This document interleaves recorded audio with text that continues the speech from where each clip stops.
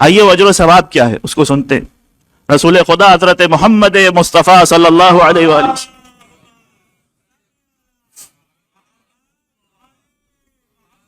شیخ صدوق نے اپنی کتاب امالی میں لکھا، ایک ایک جملہ اس حدیث کا بہت قیمتی۔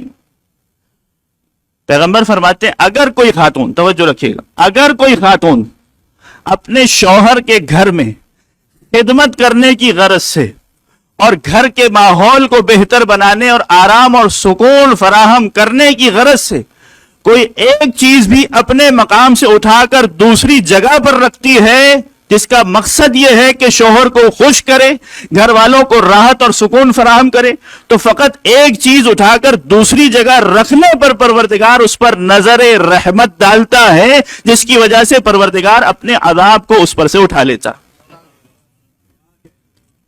اب آپ نے اس جملے پر غور نہیں کیا، ایک چیز اٹھا کر دوسری جگہ رکھ دینا۔ اب اس میں کتنی مثالیں ہیں جو عورتوں کے لیے شامل ہو سکتی۔ مثال کے طور پر اگر کھانا کھانے کے برتن کو فقط ٹیبل سے اٹھا کر اس نے سنک میں رکھ دیا دھونے کے لیے تو یہ بھی اس میں شامل ہے۔ اگر عورت گندے لباس کو اٹھا کر مثلا واشنگ مشین میں یا دھونے کے لیے ڈال رہی ہے تو یہ بھی اس میں شامل ہے کہ پروردگار کی نظر رحمت اس پر ہو رہی ہے۔ اگر وہ شوہر آ رہا ہے کام سے گھر پر، اسے ایک گلاس پیش کرتی ہے پانی کا تو یہ بھی اس میں شامل ہے۔ اگر وہ بچے کو نہلانے دھلانے کے لیے، اس کی صفائی ستھرائی کے لیے اٹھا کر واش روم میں باتھ روم میں لے کر جا رہی ہے تو وہ بھی اس میں شامل ہے۔